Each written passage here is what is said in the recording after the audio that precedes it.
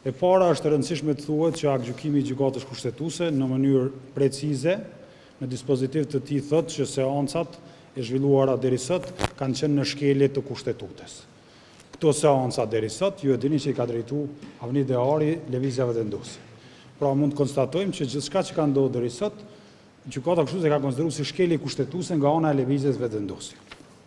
E para, e dyta, për sa i takon votimit të fshehtë, gjykata kushtetuese e ka shpallë jo kushtetues, edhe e ka sqaruar në mënyrë shumë të saktë për një arsye të thjeshtë. Ne jemi sot në një seancë konstituive.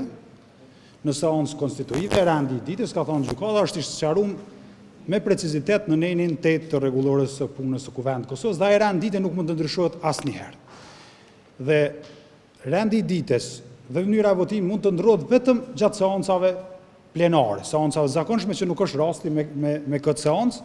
Pra gjykata kushtetuese ka thënë që rendi i ditës mund të ndrohet në seancat plenare, jo në seancë konstituive. Në këtë mënyrë, duke ndruar rendin e ditës, kryesuesi i seancës konstituive ka shkelur po ashtu kushtetutën, është një përcaktim i qartë në aktgjykimin e gjykatës kushtetuese. Unë këtu për hir të kohës nuk mund të lexoj paragrafet caktuar, por do të kemi rast të shpjegojmë.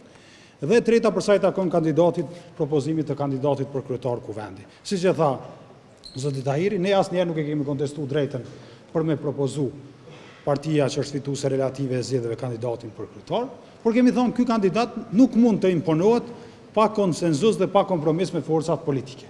Fjalën konsenzus dhe kompromis i gjeni në aktgjykimin e gjykatës kushtetuese. Gjykata kushtetuese ka thonë e drejta e fituesit me propozu nuk është mekanizëm bllokimi për të tjerët, dhe ky proces i zgjedhjes kryetarit të Kuvendit u realizohet përmes dy fjalëve kyçe që në aktgjykim: konsenzusi dhe kompromisi. Kompromisi në çdo interpretim të fjalorit gjuhës shqipe nuk kupton lëshimin penga diçka. Ne kemi bërë kompromisin tonë. Ne kemi thonë e votojmë një kandidat të pushtetit. Lëvizja vendosje deri sot s'ka bërë asnjë kompromis. Me i thirr liderët e partive politike në takim, me zhvillu takime, nuk është kompromis. Nuk është lëshim pe.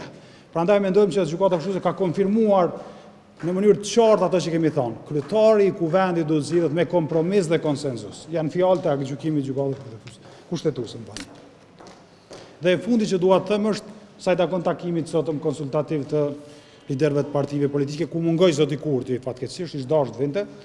Ky takim mendojmë ne është një reflektim pozitiv i lëvizjes vendosje, konstaton, mendoj unë, shpreh ato që ata e dinë që kanë bërë shkelje deri sot, siç ka thënë gjykata, dhe e dinë që vazhdimi i insistimin në votim të fshehur është po ashtu shkelje kushtetuese. Por neve ky është një reflektim pozitiv të cilin ne mirëpresim dhe mendojmë që kjo duhet të vazhdojë edhe nesër në takimin e liderëve të partive politike dhe në fund të kthehemi dhe të votojmë me votim të hapur siç kërkon. Faleminderit për pyetjen. Është shumë e qartë. Edhe aktgjykimi i gjykatës kushtetuese 2014 edhe ky thotë deputet duhet me votu për, kundër ose me abstenu në seancë konstituive. Ne ato kemi bë derisa nuk është ndruar rendi i ditës. Në momentin që është ndruar rendi i ditës me kalu në votim fshehur, ne s'kemi pse votojmë në një vendimmarrje që jo kushtetuese. Pra nuk votojmë diçka që është jo kushtetuese. Gjykata kushtetuese edhe para 2014 dhe tash na detyron me votu, me shpreh votën tonë për kryetar Kuvendit në procedurë kushtetuese, po s'na ka detyruar me votu gjëra jo kushtetuese. Prandaj na mendoj që jemi të qartë, edhe prej ditës së parë na kemi respektuar aktgjykimin e gjykatës kushtetuese, prej ditës së parë kemi thënë kryetari i Kuvendit nuk mund zgjidhet pa konsenzus, pa kompromis. Këto dy fjalë i keni në aktgjykimin e gjykatës kushtetuese. Nesër do të ketë takim të liderëve për qëndrimet e reja, flasim ne do kryetari jon zoti Krasniqi e përfaqëson Partinë Demokratike nesër në takim dhe qëndrimet që dalin pas atij takimi i shpreh pa ashtu kryetari. Unë e di që ky debat ka me vazhdu dhe kemi pas rast me sqaruar, por do të më thonë një fjalë. Çdo interpretim që keni ndëgjuar nga lëvizja vendosje është jo profesional, është jo metodologjik dhe s'ka lidhje me drejtësinë kushtetuese. Dhe po ja vetëm një shembull, më falni tutë. Dje kur ka dalë aktgjykimi i gjykatës kushtetuese, ministri i financave, jo drejtësisë, ka bënë një përmbledhje të aktgjykimit, asoj përmbledhje të ministrit të financave, ministri i drejtësisë e ka shpërndosur si qendrim. Pra jemi në pikën kur ministri i drejtësisë deklarohet çka i tregon ministri i financave.